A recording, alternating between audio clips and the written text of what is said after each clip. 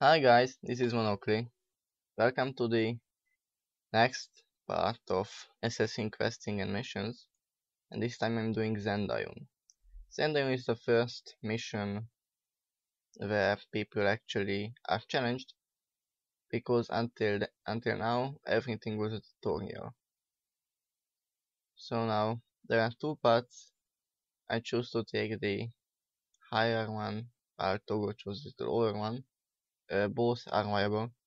Togo can hold off the afflicted long enough for you to kill the above group with henches because, well, you're an assassin. Se- Secondly, you have a bunch of very good henches. And I've taken a pretty unorthodox build this time with shielding hands and mandament instead of exhausting assault and uh, what's the shadow refuge. Mainly because shielding hand helps a lot in engagements where you have to mitigate the damage instead of healing through it, which is when you're fighting the afflicted many times. Because eventually I get stuff like recuperation and healing breeze and weapon of warding from healing henches, but I don't get any protection except for the quickly dying union. So we did the first important thing in this mission. Sorry, we awakened Zundra, the guardian of this valley, who is a Kirin and can use an enchantment that either removes conditions or removes the miasma. Miasma is a pretty ugly purple mist and it causes an unremovable degeneration and spreads like disease. In order to remove it, you either need Zundra's blessing. I hit the bell for no reason. You either need Zundra's blessing or you need to sit in one place and wait for it to expire. When when this happens, don't move because if you move, you will have the disease reapplied. So just wait it out until it ends. And of course, avoid the purple, misty, magical clouds. Now, I intend to go through the bridge, but this is not the recommended action, as you can see, full of miasma and an afflicted group, which would possibly be too much pressure on the team. So I decide to take the other route and separate them before going in. So I use shielding hands and ta-da! I survive without taking too much damage. And you see, afflicted soul explosions are the biggest reasons why some damage mitigation is so useful. I've got 360 health at maximum, so I really need to be careful when taking these 53 damage bursts of afflicted.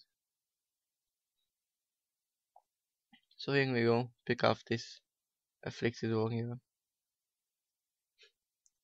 and I check out my henchmen what they were doing because it went down so fast. And now I can do this. Take them out piecemeal. I brought Mandiament so I can remove the blindness the rangers apply because, well, blindness is a huge anti-assassin counter. See, it uses blinding whatever throw dirt. This time I don't even get inflicted with it, but I have the mouse on the Mandiament button just in case. And this is why you shouldn't move. I moved, I had the miasma applied. So I just sit here, don't worry about the master's reward. I'll get it anyway. Just sit there and wait for it to end. And then you can move on and take on this boss group. I got blinded. I actually have it removed by the henchman, but you shouldn't trust the henchman with him always cleaning you properly. So bring the endearment when you do this, just in case.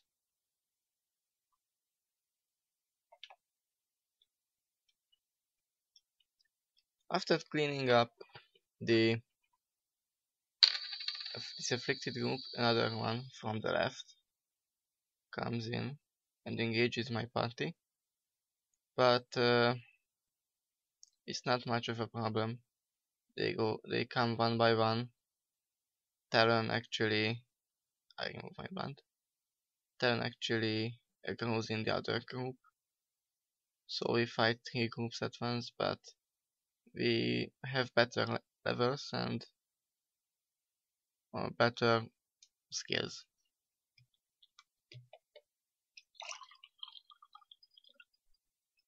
One thing you will notice me saying is that Guild Wars PvE is rather easy, at least on normal mode. Pretty much anyone can do this with henches, like for 90% of the time. For some reason I used endearment, and I don't have enough mana, but I can clean myself. And I usually get inflicted with cracked armor, but it's not something I have to worry about because, well, I have 55 armor, so it doesn't affect me. It only reduces your armor until 60, not below it. This will be a problem in later game, but this doesn't deter me now. So, coming in, I didn't remember the usual path I take, which is this back way. So I killed all those monsters I didn't have to, but at least I've gained some experience. Well, if you come there, you can save some time by not doing it. And this is another case where shielding hands comes handy.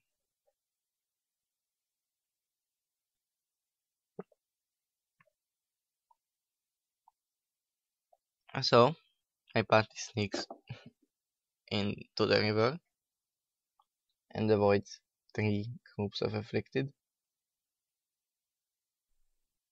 The NPCs whine a little, but no problem. Here comes the afflicted pulse. Again, dealing damage is the best way to protect your party, because if the enemy is dead, they don't do damage anymore. Now, I didn't follow the correct route of engagement, so next time don't engage these two groups at once. At least if you're playing, that is. So I flagged my henches back up, saying they're safe. I'm blinded, I remove the blind. So easy. And the henches aggro the other group. And the damage proves too much. The pressure on the healers. And Zundra dies. I get into the miasma, which is even more damage. The Ravagers start attacking the party. This is a crazy fight right now. I take almost all the afflicted soul explosions, so again, that's a problem. Good thing I brought a minion master with me. Sue is a minion master henchman and is really great at what she does. And now I wait again for the miasma to end. Look at that bow stuff and I decide to scrap it. I'm not needing any bow staves. And even then I can just complete the mission fast enough and get that bow stuff without problems. And there's a petrol I can pass, luckily. And it will become really interesting in the end game when they return, but I'm not going to spoil it yet. So I am a bit late with the shielding hands. Take on these few assassins with Talon, while the elementalist henchman uses melee hit on the warrior. I decided against going against the right path groups, although if you check the timer I still have enough time, and Master Togo's spirit outgrows the petrol and throw that against Endearment always wins. So right now it's quite interesting. They are going to engage. Actually, I'm engaged right now with them. So I decide to flee forward into the next group and use those minions of Su as a handy distraction, which is not something you see often. Again, I get hit on and survive just barely. There is some more dialogue from the NPCs. I can actually, the distractions actually work this time and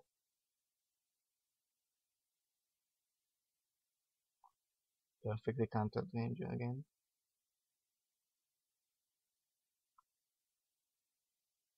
Now if you count how many times I got blinded and how it lasts for 8 to 10 seconds, then you see that bringing this Mandairment means that each time I use Mandairment, I shave off 10 seconds of me doing nothing from the mission.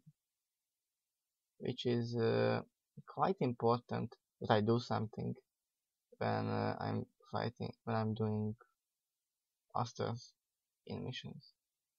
So if you feel like you have a good build, which is particularly good against certain type of mission or a certain mission or just a kind of foes, and you know that you will encounter those enemies in a particular area or mission. Oops, I forgot about the bind. Then you should bring a build to capitalize on that weakness of the enemy. So my party got hit with Spirit Rift. You could see from their health bars. And now the double boss group got killed. Pick up the loot. And finally get into the final group, the final pool.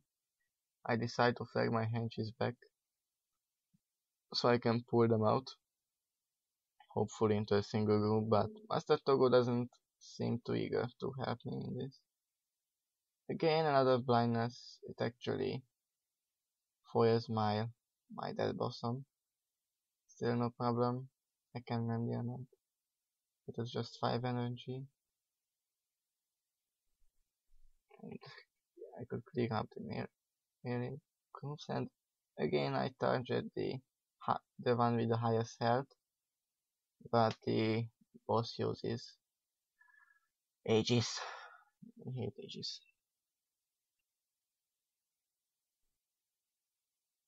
So I'm almost out of mana, but the henches and the NPCs are holding well.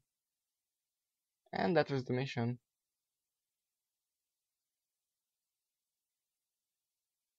And just for the reference it takes, you need to do it under 20 minutes to get the Masters in Robot. Thanks for watching, and see you later.